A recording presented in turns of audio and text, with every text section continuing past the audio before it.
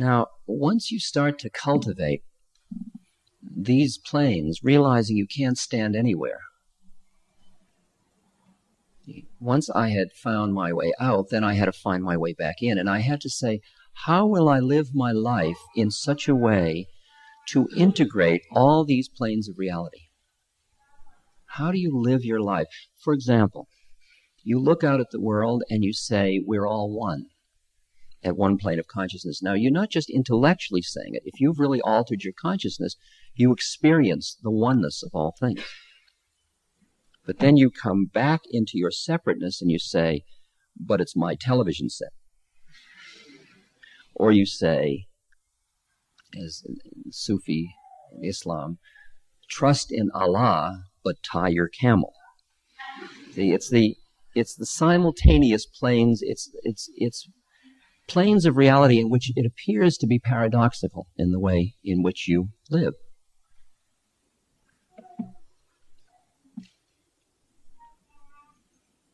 So part of what I then saw my work to be was to keep working to deepen my connection to the one, to emptiness, to the formless, to the unitive states, to the non-dualistic component, and also function within the world, but as Christ said, be in the world but not of the world. So you're simultaneously doing them all at once.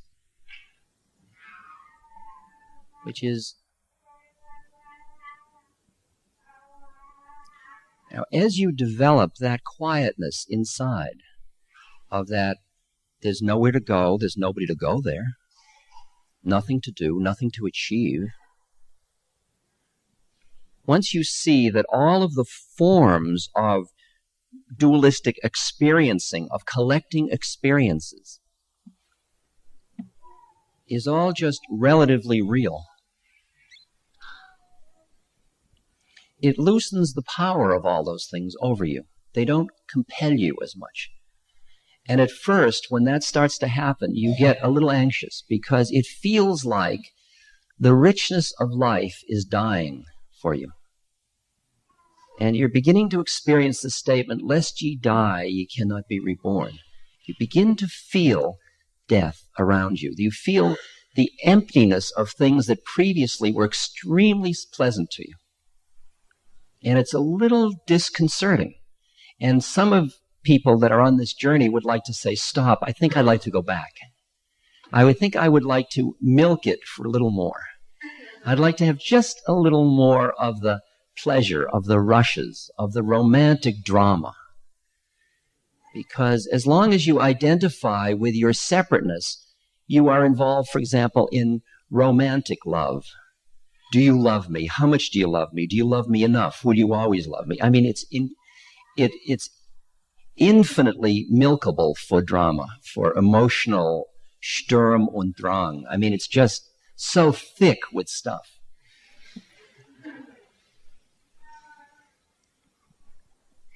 But once it starts to die, because you come into a space behind it, it's what St. John talks about in the Dark Night of the Soul, when you have died to the world and you have not yet been fully born into divinity. And then the answer, finally, you become what, there's a writer, Castaneda, who has written some books. Don Juan is the guru in that, the curandero. They're written about Mexico, Mexican mystic traditions. And Don Juan teaches about being an impeccable warrior. And he says you learn to live with controlled folly. You huff and you puff and you make believe it matters even though you know that it doesn't. And that's the one that's very uncomfortable to most people. Because all the time they grew up, they were told it didn't matter. And suddenly it doesn't matter, and they are embarrassed and ashamed and frightened by the implications of that.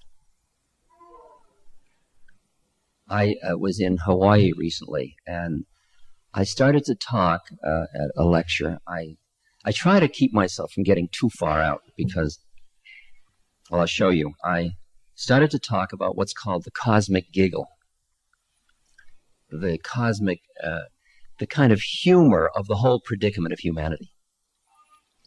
And I was trying to relate the cosmic giggle to suffering, which is an interesting challenge, because suffering seems so real and heavy, and how do you giggle about that?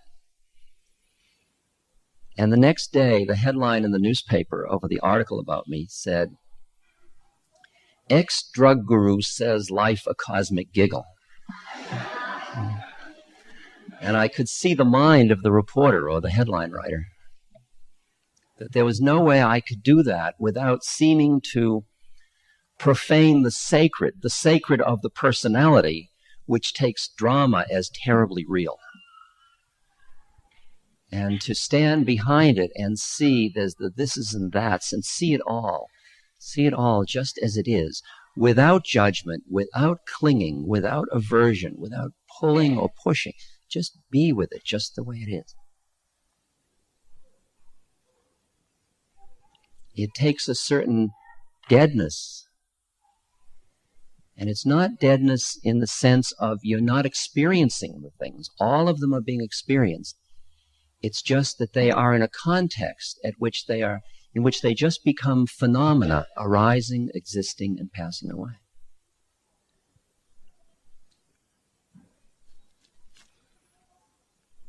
And what I saw was my work at that point was to learn how to live my life impeccably, honor my incarnation perfectly, so that I could be free through form, not in spite of form. Most of us think we're only free when we break out of forms. But as long as you're in an incarnation, there is no way out of form. You are in form. So the question is, can you be free in form? For a lot of us, we thought freedom was being able to not work, for example. Freedom had to do with external freedom. It had to do with political systems. It had to do with economics. It had to do with how you spent your time. But if you are around affluent people at all, you begin to see that that kind of freedom is not free. That those people are as trapped in their minds as people who have very considerable economic hardships. And that when we're talking about real freedom, we're talking about the freedom of awareness from identification with thought.